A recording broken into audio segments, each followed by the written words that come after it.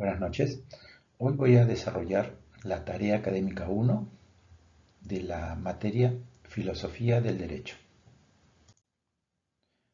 Bien, primero vamos a hacer una breve reseña del caso de Ana Estrada.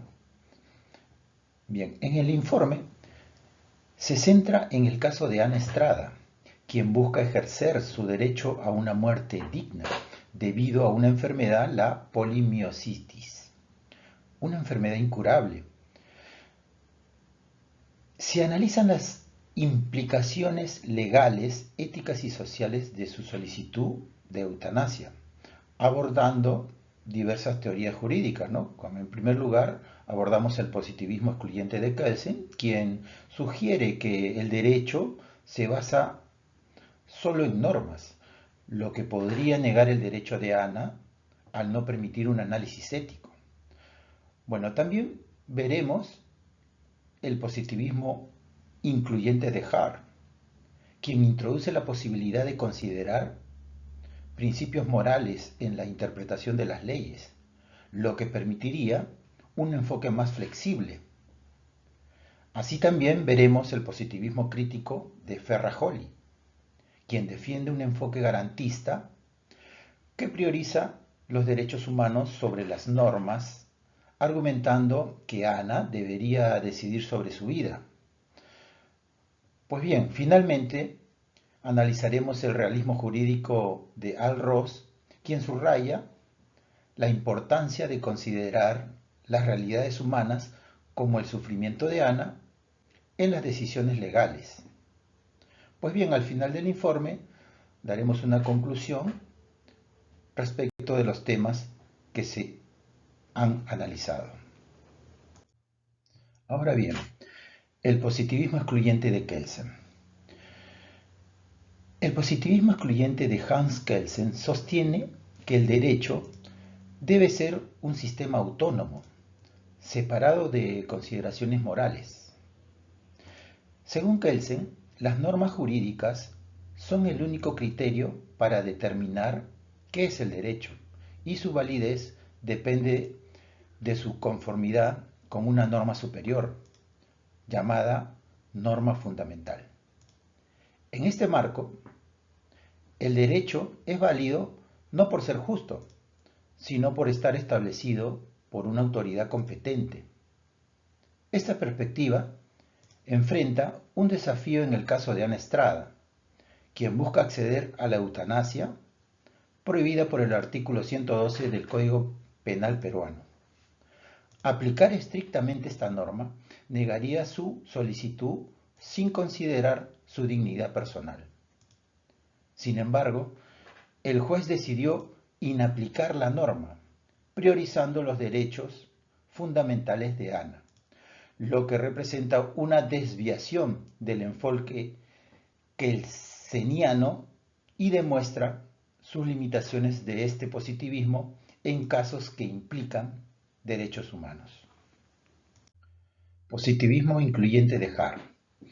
El positivismo incluyente de Herbert Hart sostiene que las normas jurídicas pueden interpretarse tomando en cuenta principios morales, a diferencia del positivismo excluyente que separa estrictamente derecho y moral. Hart argumenta, en situaciones de ambigüedad jurídica, que los jueces pueden recurrir a consideraciones éticas para resolver conflictos. Este enfoque es relevante en casos complejos, como el de Ana Estrada, donde el artículo 112 del Código Penal peruano prohíbe la eutanasia sin considerar los derechos fundamentales de los enfermos incurables. En este caso, el juez priorizó la dignidad y el libre desarrollo de la personalidad de Ana, demostrando cómo el positivismo incluyente permite adaptar el derecho a las circunstancias mediante principios éticos, logrando una solución más justa y humanitaria. Positivismo crítico de Ferrajoli. Bien, el positivismo crítico de Luigi Ferrajoli defiende un enfoque garantista del derecho, en el que las normas jurídicas deben proteger los derechos fundamentales de los ciudadanos frente a los posibles abusos del Estado. Según Ferrajoli, las normas no son válidas por sí mismas, sino en función de su capacidad para salvaguardar los derechos humanos, priorizando la dignidad y la autonomía. Cuando el derecho entra en conflicto con estos derechos fundamentales, debe ceder ante ellos. En este caso, Ana Estrada, el artículo 112 del Código Penal peruano prohíbe la eutanasia, vulnerando su autonomía y dignidad al impedirle decidir sobre su vida. Pues bien, el juez, siguiendo la filosofía de Ferrajoli, inaplicó esta norma, priorizando los derechos fundamentales de Ana. Esto refleja cómo el positivismo crítico busca que el derecho proteja efectivamente las libertades humanas en lugar de aplicar normas de manera automática. Realismo jurídico de Ross. El realismo jurídico de Al Ross sostiene que el derecho debe entenderse como una práctica social, no como un conjunto abstracto de normas. Ross enfatiza la importancia de evaluar la eficacia social y las consecuencias prácticas de las decisiones jurídicas en la vida de las personas. Los jueces, según Ross, no deben aplicar las normas mecánicamente, sino considerar el contexto social y el impacto en sus decisiones. En el caso de Ana Estrada, el juez, siguiendo este enfoque, priorizó el sufrimiento de Ana sobre la estricta aplicación de la norma, permitiendo que ejerza su derecho a una muerte digna. Esto demuestra que el derecho debe adaptarse a las realidades humanas y que las decisiones jurídicas deben evaluarse por sus efectos en la sociedad. El caso de Ana establece un precedente importante, subrayando que el derecho debe reflejar los valores cambiantes de la sociedad contemporánea. Inconstitucionalidad del artículo 112 del Código Penal. El artículo 112 del Código Penal peruano establece sanciones para quien, por piedad, da muerte a una persona que lo solicita debido a una enfermedad incurable y dolores intolerables.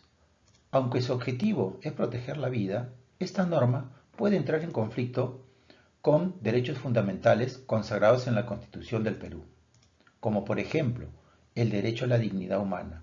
Como bien lo señala el artículo 1, se ve afectado al obligar a una persona a vivir en sufrimiento extremo, impidiéndole morir dignamente, como es el caso de Ana Estrada. Derecho al libre desarrollo de la personalidad. Como bien lo señala el artículo 2, inciso 1 de la Constitución del Perú, que otorga a cada individuo la libertad de tomar decisiones sobre su vida, incluyendo cuándo poner fin a su sufrimiento, algo que la prohibición de la eutanasia impide. Derecho a no sufrir tratos crueles e inhumanos. Como bien lo señala el artículo 2, inciso 24 de nuestra Constitución, podría ser vulnerado al forzar a una persona a continuar viviendo en condiciones de dolor irreversible, prolongando innecesariamente su sufrimiento. Control difuso y inaplicación. El control difuso es un mecanismo constitucional que permite a los jueces inaplicar una norma si la consideran inconstitucional en un caso específico. En el caso de Ana Estrada, el juez decidió no aplicar el artículo 112 del Código Penal porque su aplicación violaba los derechos fundamentales de Ana, como su dignidad humana. El juez reconoció que, en situaciones excepcionales como esta, una aplicación estricta de la norma podría atentar contra los derechos constitucionales. El control difuso permite a los jueces equilibrar la aplicación de las leyes con los principios constitucionales, protegiendo así los derechos fundamentales y evitando que sean sacrificados por una interpretación rígida de la norma penal. Conclusiones. Pues bien, el informe concluye que la aplicación estricta del artículo 112 del Código Penal peruano, que penaliza el homicidio piadoso, entra en conflicto con los derechos fundamentales como la dignidad humana y el libre desarrollo de la personalidad. Desde el positivismo excluyente de Kelsen, las normas son válidas por su conformidad con el sistema normativo, sin importar consideraciones morales. Sin embargo, el positivismo incluyente de Hart permite una interpretación más flexible, incorporando principios éticos. Ahora bien, el positivismo crítico de Ferrajoli nos plantea que las normas deben ceder ante los derechos humanos. Y así también el realismo jurídico de Ross enfatiza que el derecho debe adaptarse a las realidades sociales, por lo cual podemos decir que la inaplicación del artículo 112 mediante el control difuso refleja la necesidad de una reforma legislativa que permita el derecho a la muerte digna. Pues bien, con esto he concluido mi trabajo, mi informe, y desde ya muchas gracias.